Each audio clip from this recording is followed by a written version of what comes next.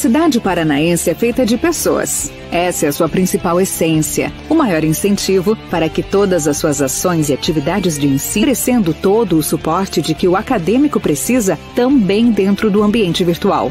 E além disso, nossos professores são capacitados sistematicamente para atender com êxito toda a demanda desse contexto.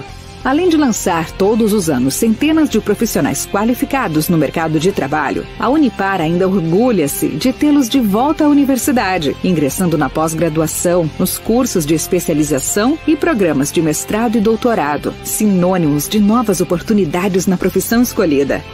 Entre todos os fatores diretamente ligados a uma carreira bem-sucedida, lidera uma formação capacitada.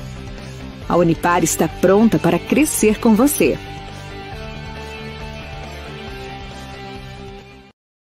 Diferente. Adjetivo e atributo do que é incomum, do que é raro. Nas diferenças encontramos a pluralidade e a diversidade. Na Unipar, nós acreditamos no poder das diferentes ideias, compartilhadas e conectadas. Juntos somos a universidade que faz a diferença agora mesmo, porque eu e você somos nós. Unipar, nós somos diferentes. Bem, ainda nesta noite contamos aí com a satisfação de mais uma palestra de muito relevo que será ministrada pelo professor Gilberto Ferreira Marchetti Filho.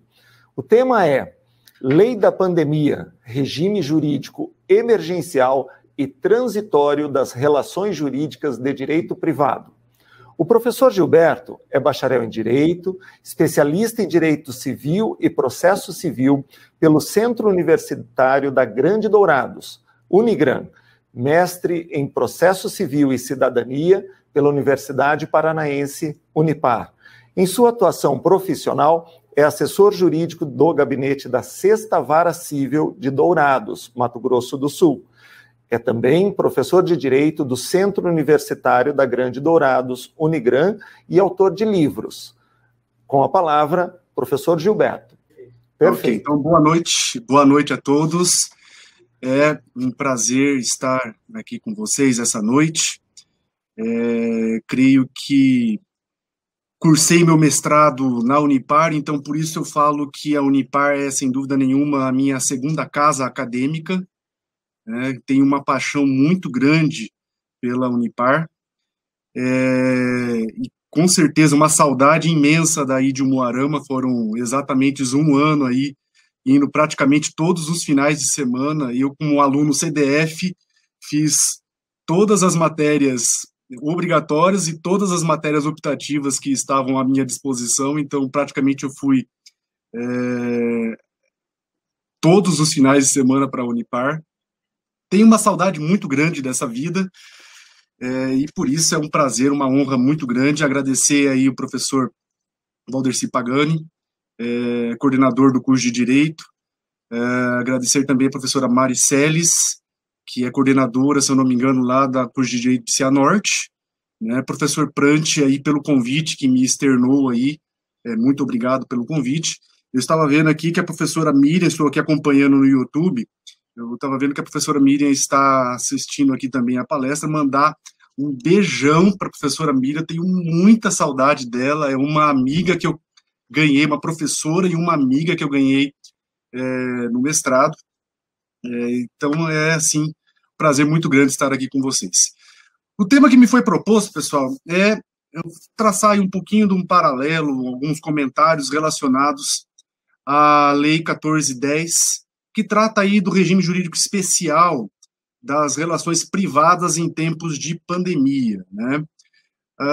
O professor Celso falou na palestra dele sobre aí apresentando o mestrado da Unipar, que a gente às vezes se surpreende com as portas que um mestrado pode nos abrir. Logicamente que a gente tem que buscar, né?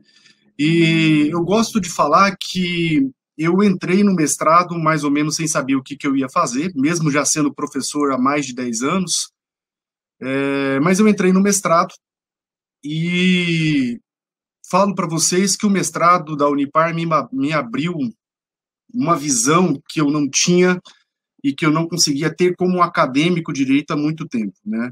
Eu costumo dizer que, na verdade, o acadêmico de direito, ele, depois que forma, ele continua acadêmico de direito. Eu gosto muito de me intitular dessa forma, como acadêmico de direito, porque eu continuo estudando, né? E o tema dessa fala de hoje, que eu não vou falar de palestra, né, é uma fala rápida, uma conversa, um bate-papo sobre a lei, é exatamente fruto de um livro que eu escrevi em cerca de 7 dias.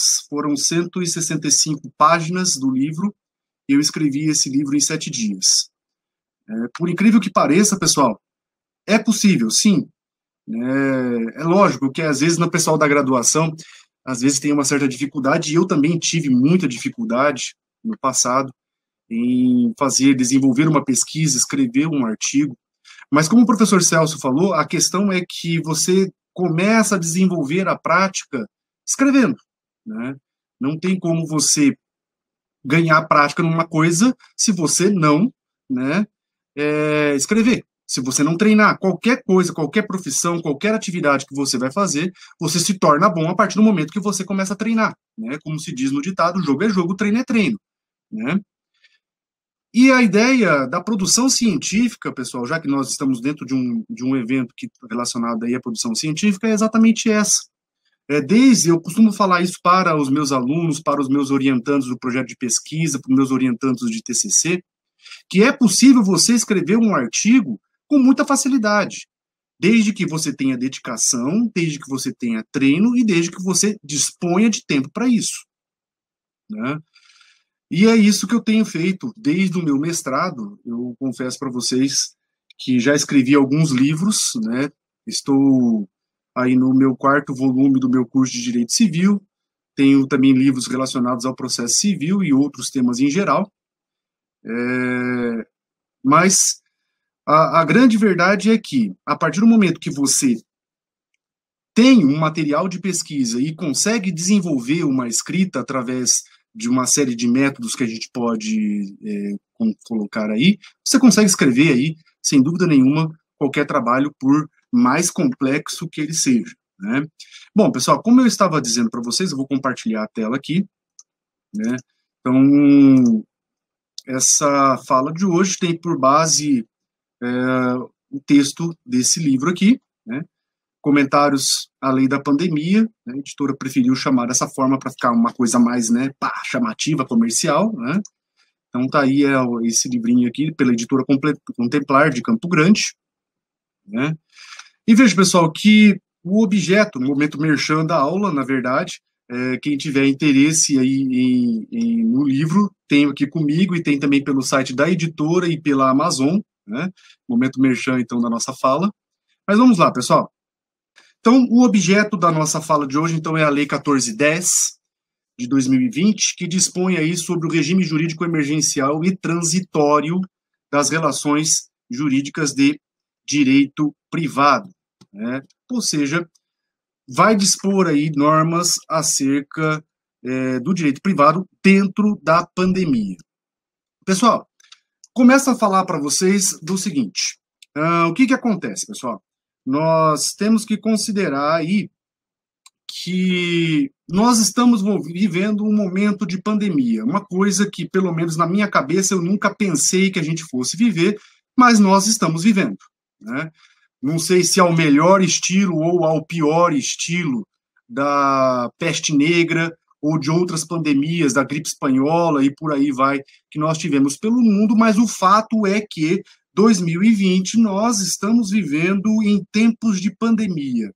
Muitas pessoas negam, muitos creem em teorias de conspiração, outros falam que não trabalham aí consequências surreais, mas o fato é que nós estamos vivendo num tempo de pandemia, né?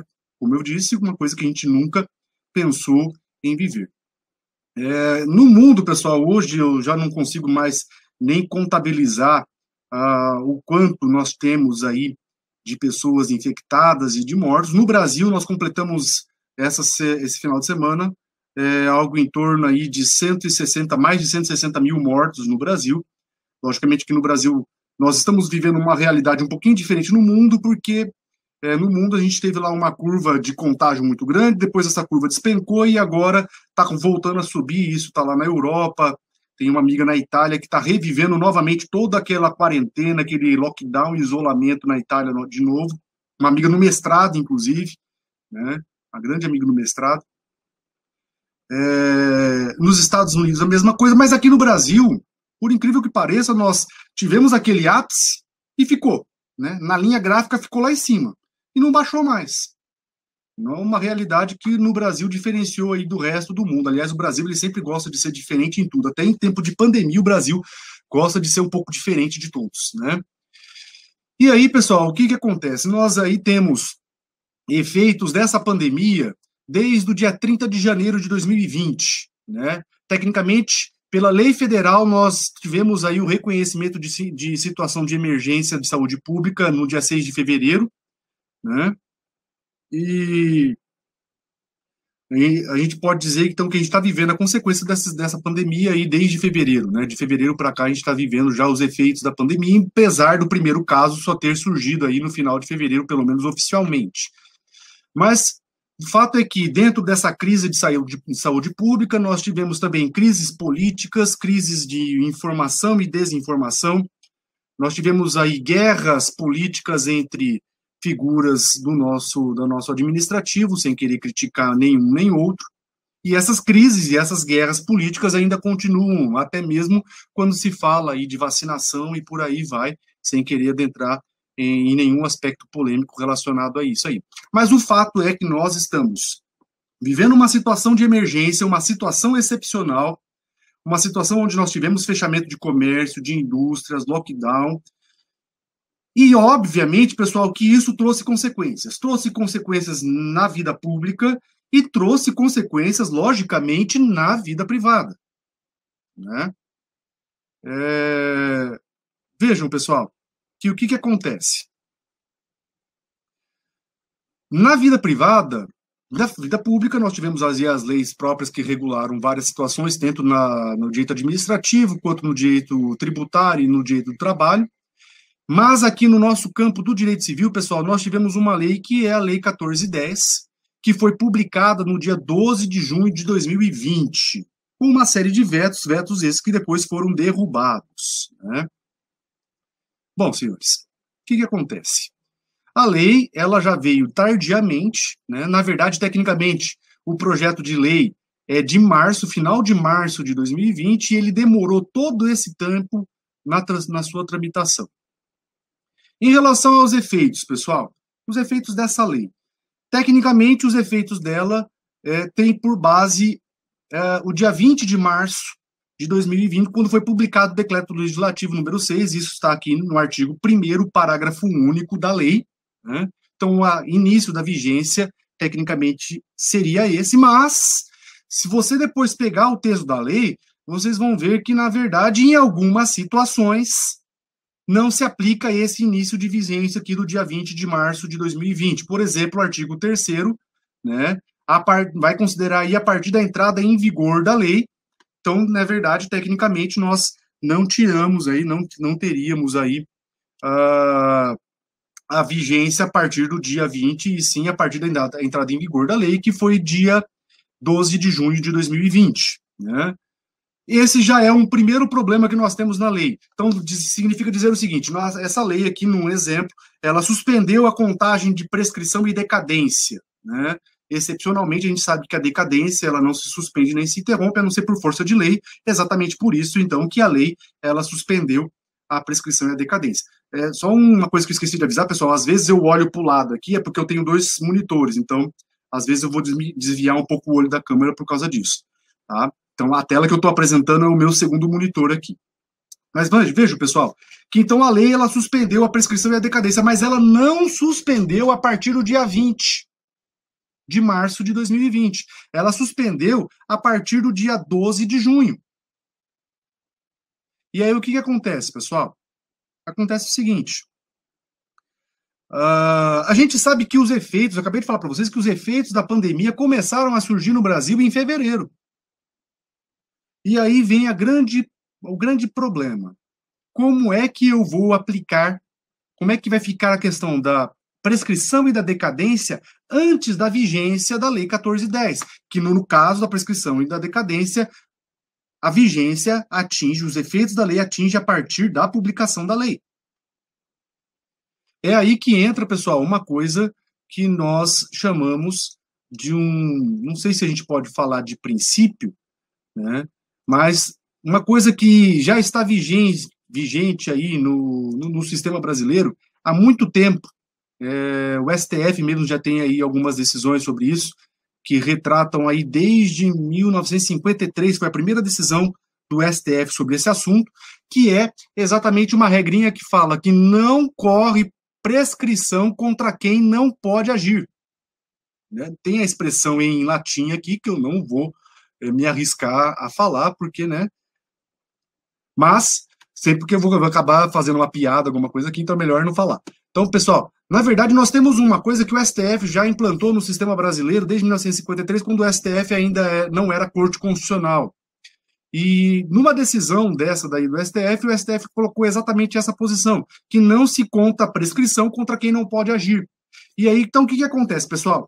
Nós tivemos os efeitos da pandemia, principalmente os efeitos pesados da pandemia, já a partir do dia 17 de março de 2020. Eu mesmo, pessoal, eu estou em home office, tanto no fórum quanto nas aulas, eu já não aguento mais, né? Mas eu estou em aula remota e no fórum desde o dia 17 de março de 2020. Já se passaram aí mais de 200 dias que eu praticamente não saí de casa, para nada, né? Chega uma hora que cansa, né? Logicamente.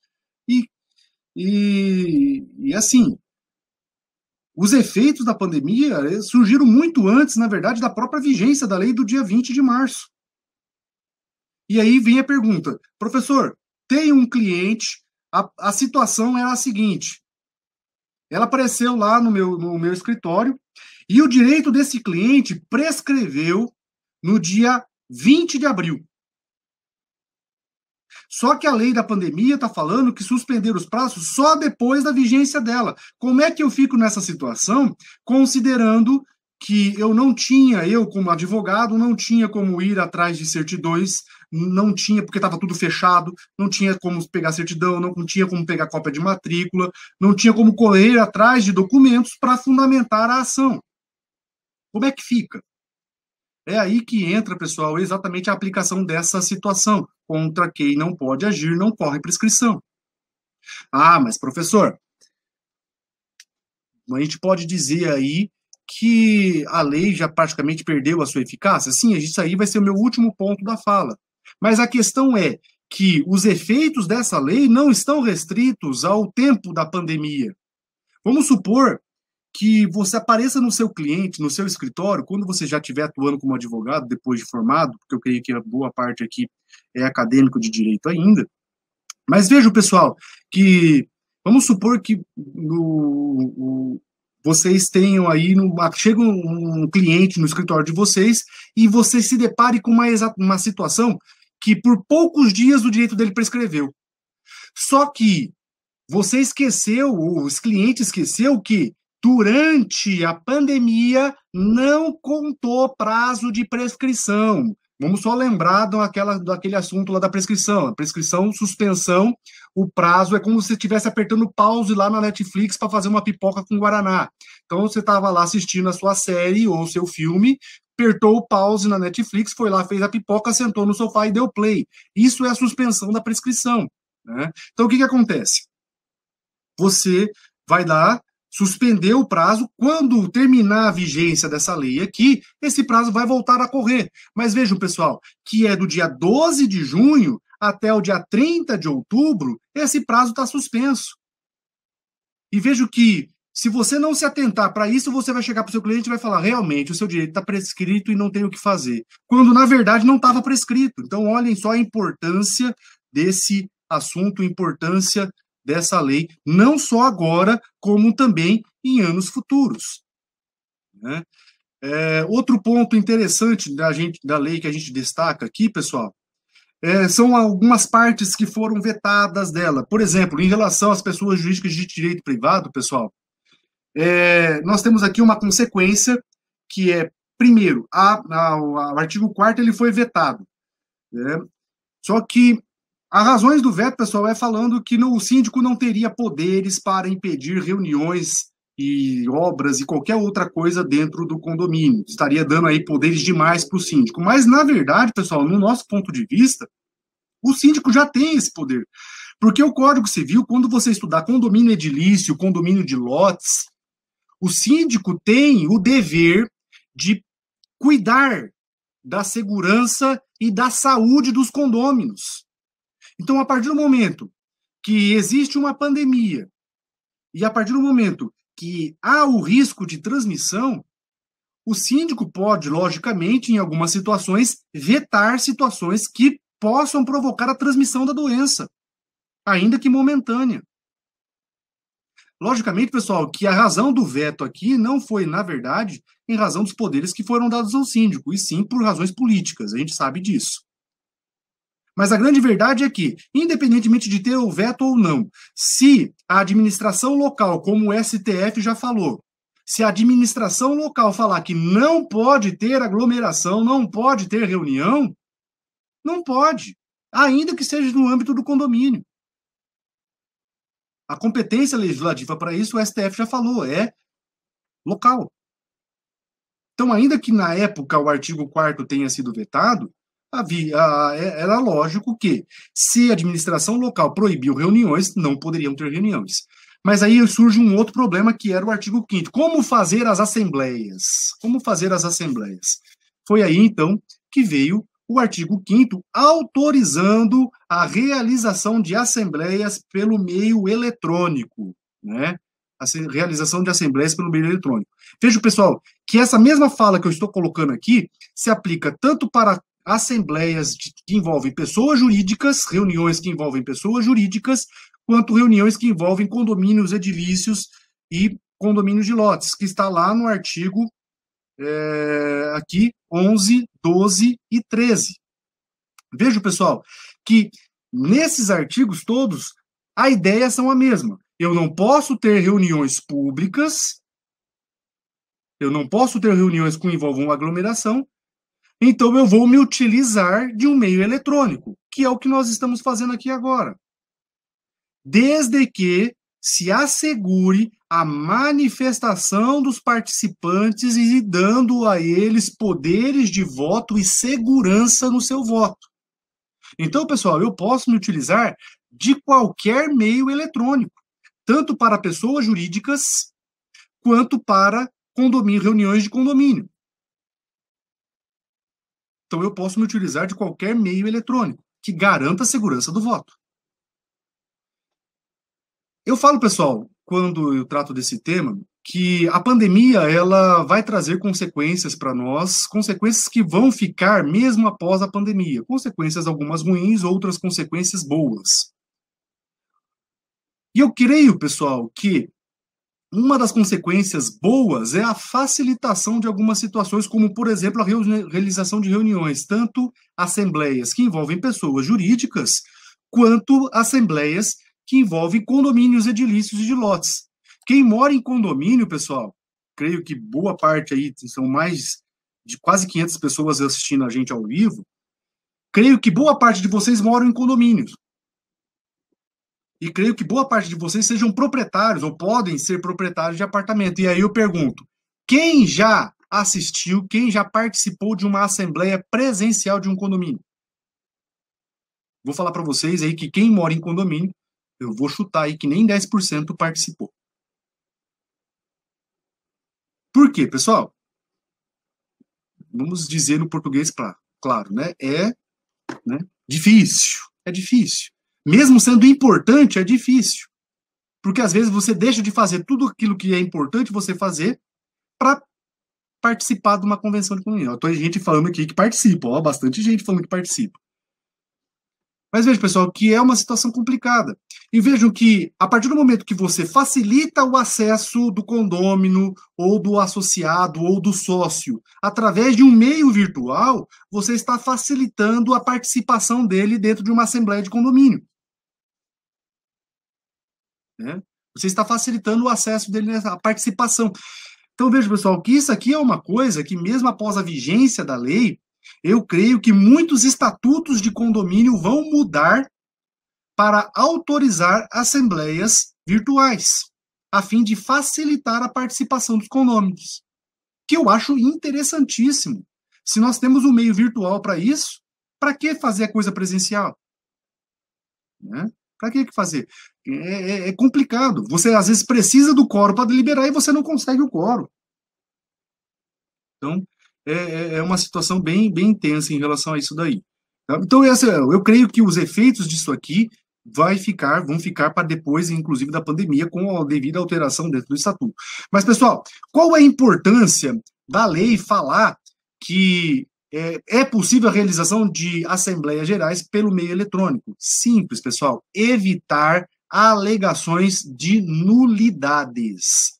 Vamos supor, pessoal, que um condômino, ou até, às vezes, até o próprio síndico, propôs uma certa deliberação, estava lá fazendo pelo meio virtual, propôs uma certa deliberação e não passou.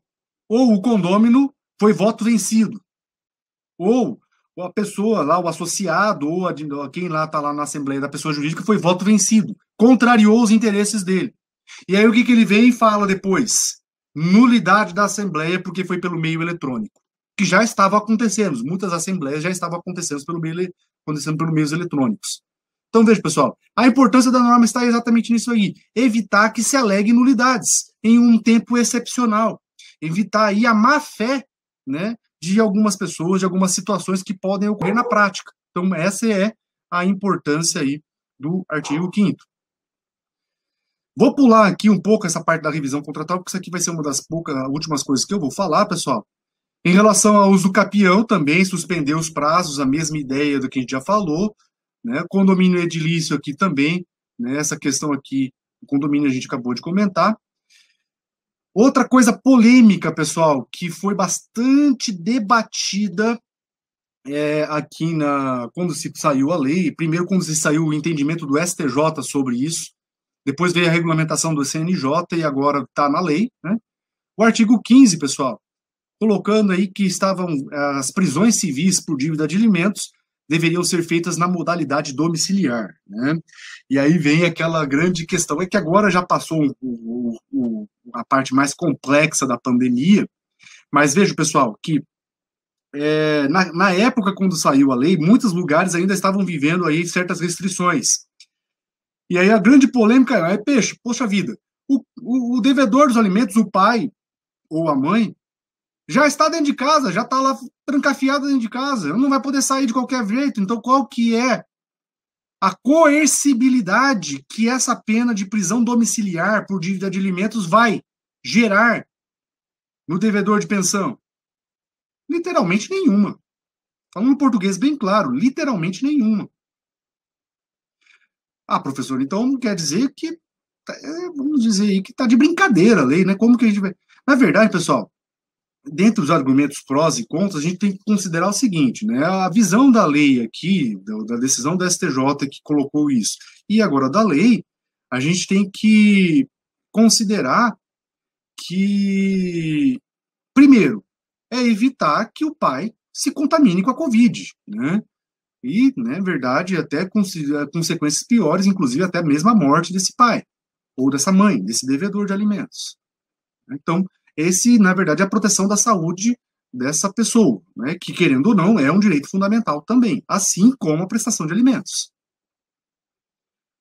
Bom, pessoal, o que eu penso sobre esse artigo? Realmente não tem como evitar, né? Ele teve a sua vigência. Na época, pessoal, o que a gente orientou alguns advogados que veio consultar a gente, até a gente colocou essa ideia no livro.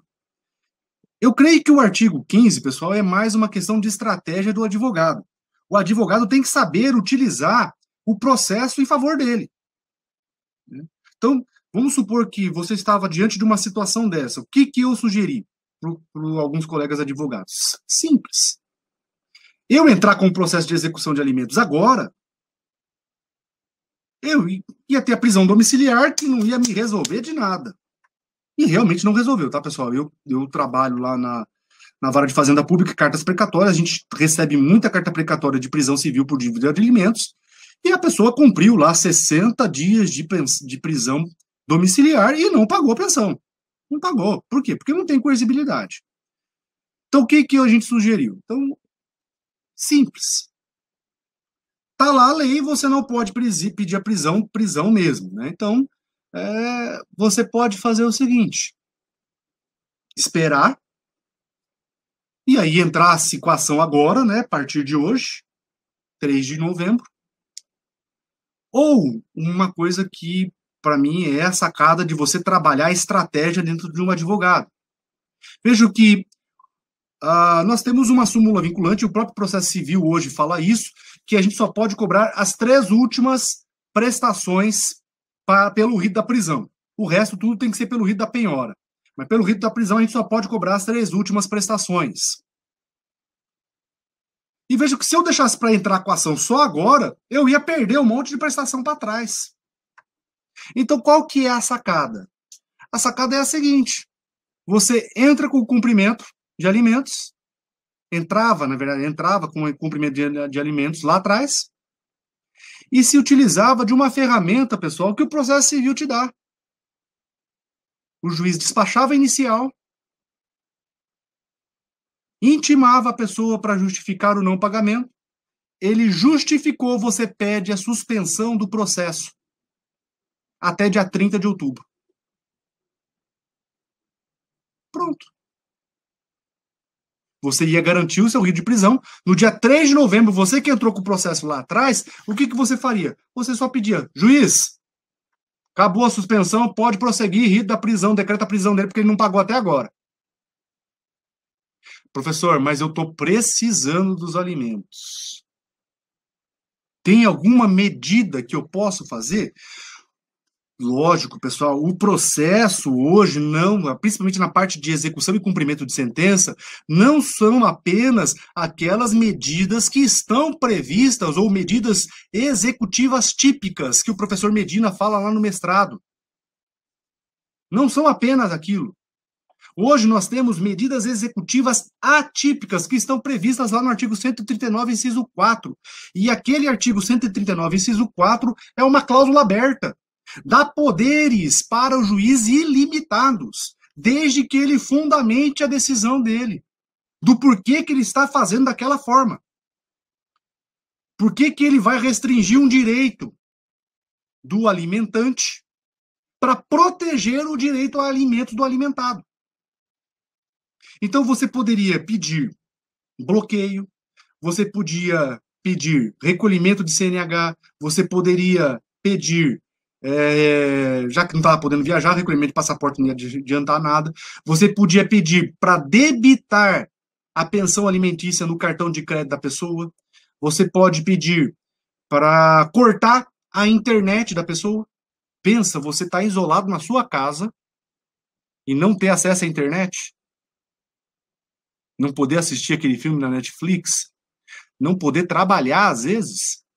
Mas, professor, o senhor está impedindo ele de trabalhar? Sim, porque numa situação, numa decisão dessa, o juiz vai colocar em confronto 2 direitos fundamentais. E quando nós temos confronto de 2 direitos fundamentais, na decisão do magistrado, ele tem que se utilizar da razoabilidade, da proporcionalidade e fundamentar qual direito fundamental deve prevalecer. E, logicamente, pessoal, que entre o direito a alimentos de uma criança e o direito daquela pessoa ter acesso à internet, qual que vai prevalecer? Lógico que é o direito a alimentos. É lógico que é o direito a alimentos. Então você vai fazer uma ponderação de valores. Logicamente, porque para fazer isso aí tem que ser uma decisão muito bem feita, porque o risco de você ter essa decisão revertida no tribunal é muito grande. Mas é possível, é uma tese, é uma coisa que o advogado pode criar, pode trabalhar no processo que ele está lá atuando dentro do escritório. Tem uma amiga minha lá de São Paulo, que é a coordenadora da pós-graduação da Enfoque, que eu dou aula, inclusive, e ela fala que hoje os escritórios de advocacia são escritórios que têm que saber trabalhar com estratégia. Escritórios de advocacias que não sabem trabalhar com estratégias não conseguem ganhar dinheiro, não conseguem ter uma boa atividade. Então, o escritório de advocacia hoje tem que saber trabalhar o processo, tem que conhecer o processo em todas as suas nuances e, em cima do processo e do direito material, criar teses, criar teorias. Logicamente que desde que não seja uma coisa, né, absurda. Mas criar teorias, criar teses. E isso era uma coisa que era perfeitamente possível na época. Mas vamos, pessoal, já encaminhando para o final, situações que envolvem principalmente contratos, pessoal. O artigo 6º e o artigo 7º da lei foram vetados e os vetos foram derrubados pelo Congresso Nacional. Né? Veja, pessoal, que o artigo 6º e o artigo 7º tratam especificamente de contratos. E ele vai trazer aqui para nós normas, pessoal, que, na verdade, já estavam manifestadas em entendimentos doutrinários e jurisprudenciais. Na verdade, pessoal, a gente pode dizer que muita coisa de que está aqui na lei da pandemia já era entendimento da doutrina e da jurisprudência. E aqui na parte de contratos, pessoal, isso é lógico. Tá? É muito evidente. Basta você pegar qualquer assunto que está aqui nesses artigos e colocar lá na jurisprudência ou na doutrina, você vai encontrar alguma coisa sobre isso. Então veja, pessoal, que uma coisa óbvia, mas que precisa ser dita. O artigo 6º fala que as consequências decorrentes da pandemia do Covid-19 nas execuções de contratos, incluídas as previstas no artigo 393 do Código Civil, não terão efeitos jurídicos retroativos. Na verdade, pessoal, como eu disse para vocês, isso é uma coisa óbvia, mas o óbvio tem que ser dito. Em tempos de crise, o óbvio tem que ser dito, para evitar coisas que estavam acontecendo antes da vigência dessa lei. Decisões no judiciário, pessoal, que estavam suspendendo, revisando, resilindo ou resolvendo contratos sem o menor fundamento legal. Tanto que eu tenho uma ideia de desenvolver um projeto exatamente sobre isso daí. Como deve ser a atuação do judiciário em tempos de crise. Veja, pessoal, outro ponto importante, não se consideram fatos imprevisíveis para fins exclusivos do artigo 317, 478, 479 e 480, para quem não sabe, esses artigos aí são a base da teoria da imprevisão no direito brasileiro, teoria essa que teve o seu grande boom em 1998, 1999, quando tivemos aí a grande crise econômica do Plano Real, né? Eu lembro que aqui, eu moro quase na fronteira aqui, Dourados, eu era bem criança ainda, mas era uma época que eu gostava porque o dólar estava praticamente 1 por 1 do real, então eu ia praticamente todo final de semana para o Paraguai, né, fazer compra. Era uma delícia, né? Triste realidade, que hoje fui lá para o Paraguai, R$6, $1, R$6, eu falei, Jesus, não dá para comprar mais nada. Mas veja, pessoal, que naquela época, 1998, muitos contratos eram indexados em dólar, tinham a sua atualização monetária em dólar, tinha a sua base em dólar. Por quê? Porque o dólar era estável. E aí, do nada, veio uma crise. E aí, o que aconteceu? A pessoa dormiu devendo 10, acordou devendo 100.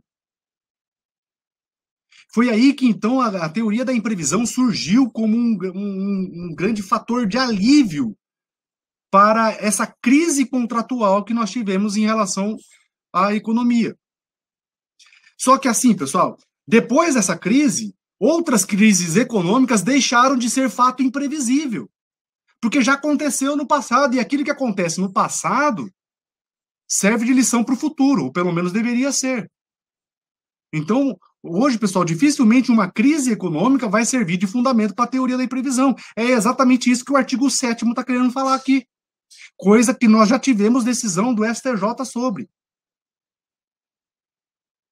Mas um ponto importantíssimo que nós temos aqui, pessoal, que eu acho assim básico, é o parágrafo 1º do artigo 7º. as regras sobre revisão contratual previstos no Código de Defesa do Consumidor e na Lei de Locação não se sujeitam ao disposto no caput desse artigo. Por quê? Porque tem regras especiais. A teoria da imprevisão, na verdade, do Código de Defesa do Consumidor, não é teoria da imprevisão, para começar a conversa.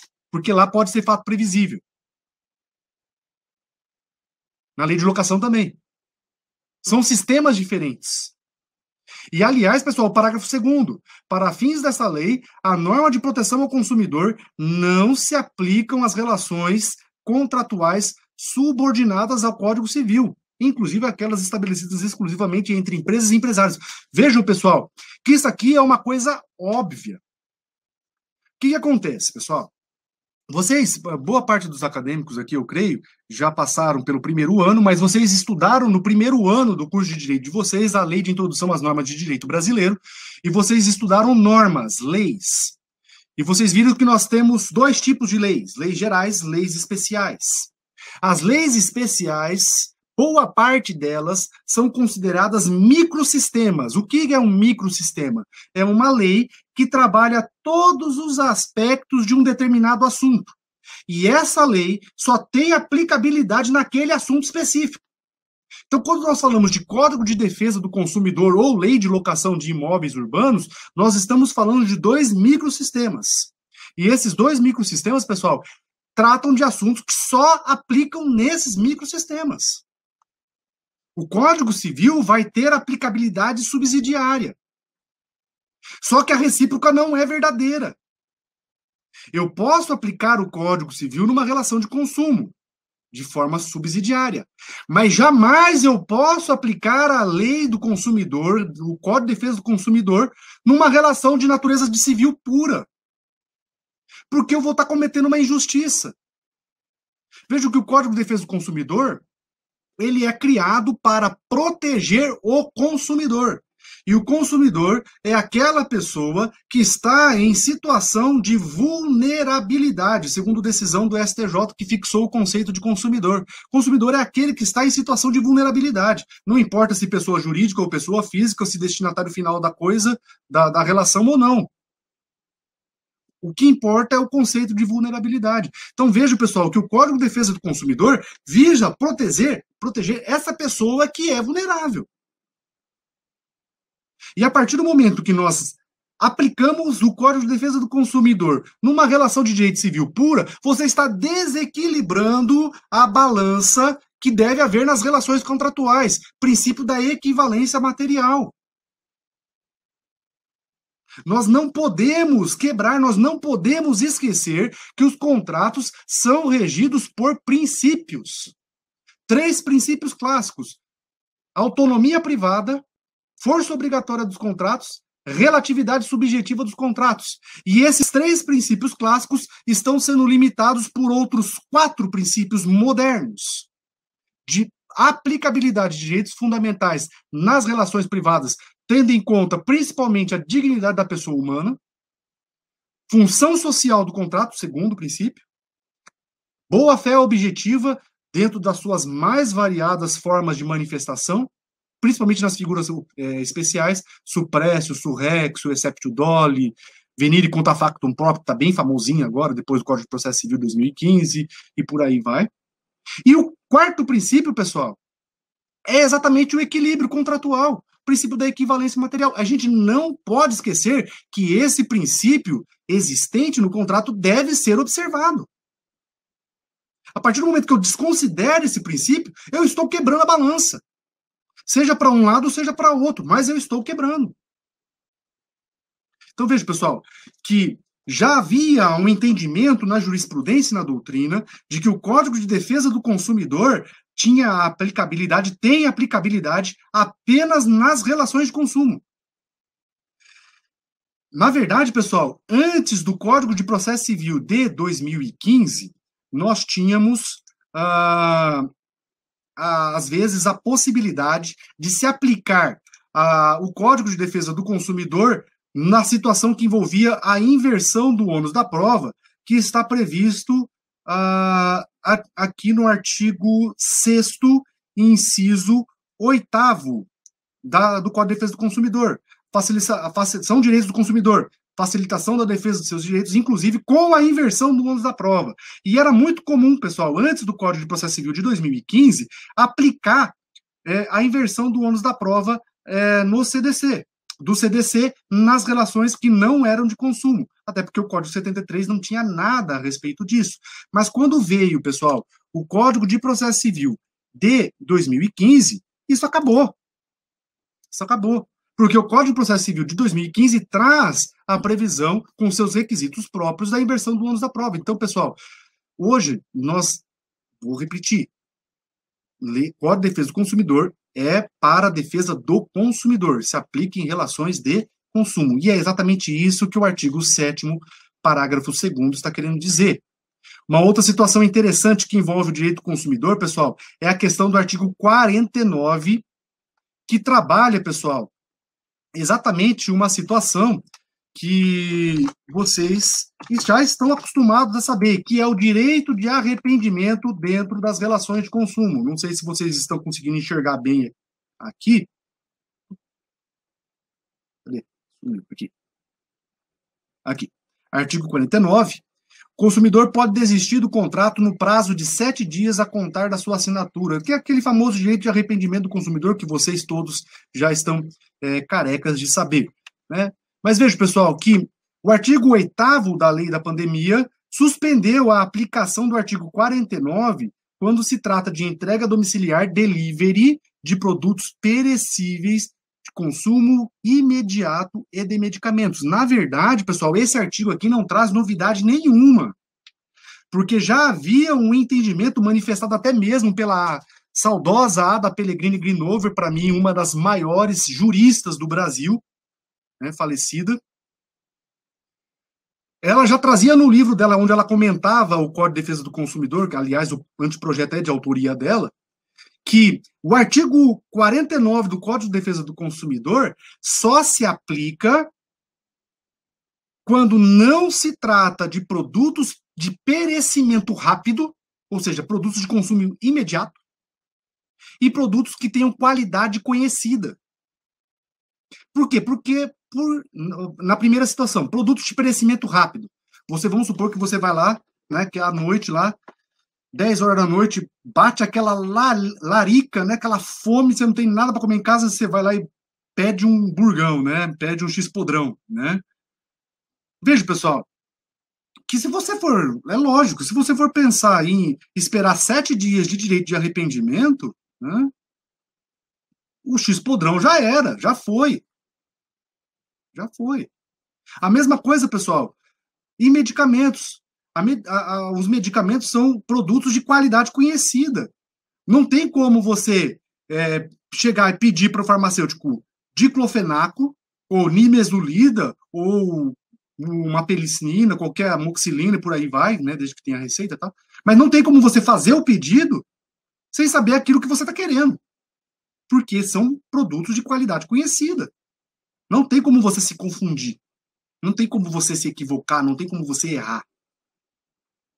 Então, nessas situações, pessoal, a doutrina e a jurisprudência já tinham um entendimento de que não se aplicava o artigo 49 nessas situações. Mas, mais uma vez, pessoal, em tempos de crise, o óbvio tem que ser dito. E isso aqui está dizendo o óbvio. Isso aqui está dizendo o óbvio. Bom, pessoal, já vou me encaminhar para o final.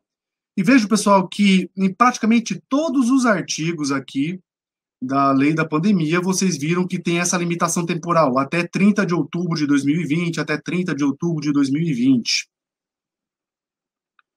E aí vem, pessoal, a grande pergunta. A Lei da Pandemia acabou a sua vigência. 30 de outubro, acabou. Por enquanto, o Congresso não prorrogou seus efeitos.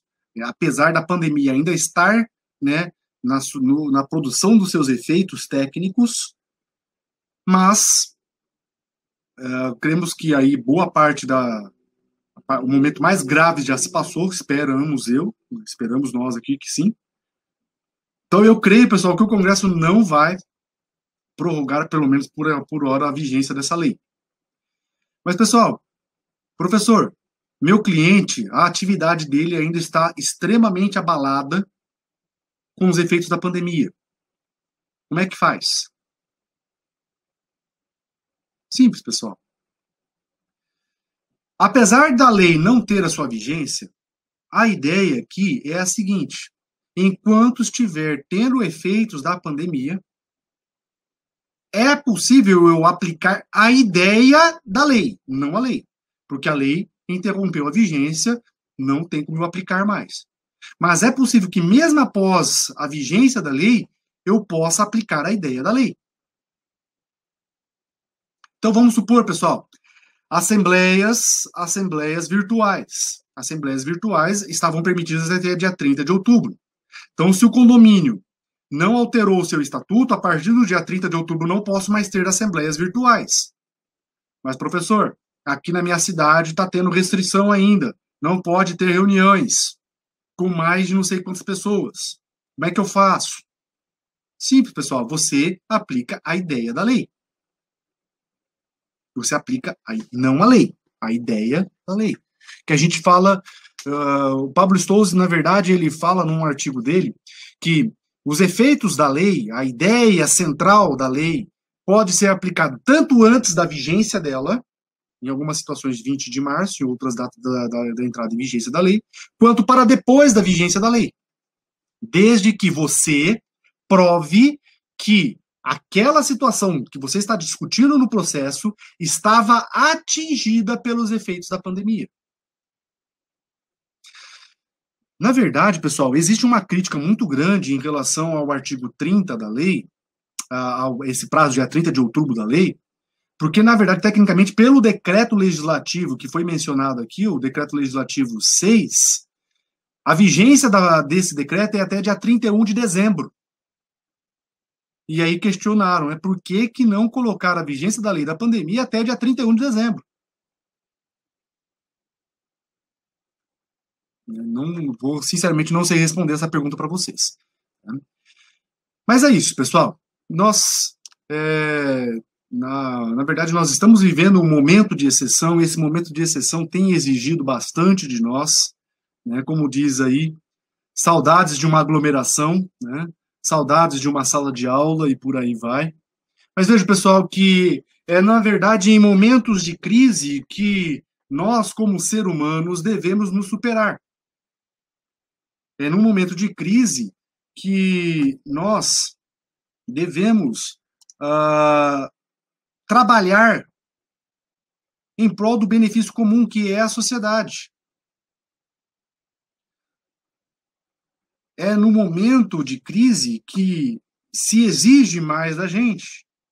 Eu falo isso, pessoal, porque, como professor, eu vejo o tanto que, por exemplo, a aula remota está exigindo de mim, como professor e dos colegas, eu creio que isso é em geral, assim como também tem exigido dos alunos.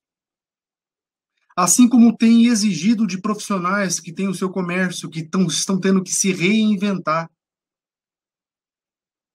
Aqueles que não souberam se reinventar, muitos fecharam as portas, infelizmente.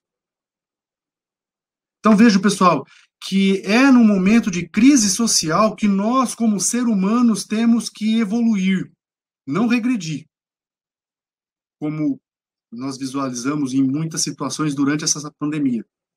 Mas é no momento desses que nós, como sociedade, nós como pessoas, nós como seres humanos individuais, cada um com o seu, devemos evoluir.